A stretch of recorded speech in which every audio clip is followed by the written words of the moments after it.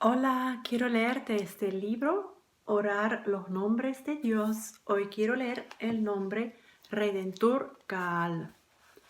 El Redentor vendrá a Jerusalén para rescatar en Israel a los que se hayan apartado de sus pecados, dice el Señor.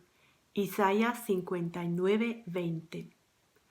Querido Señor, juego al juego de las comparaciones con demasiada frecuencia y por lo general salgo perdiendo.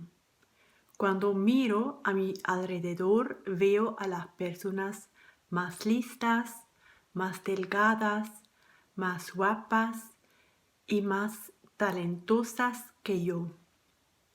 Mujeres que cumplen mejor su función de madre, esposa y amiga.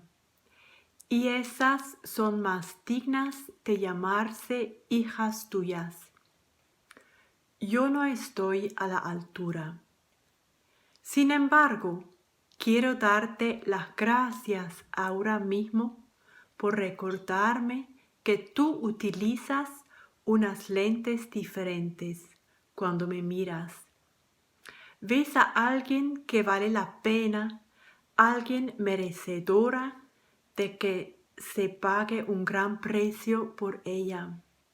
Gracias, Redentor mío, por comprarme con mis defectos y todo y hacerme valiosa a través de la preciosa sangre de Jesús.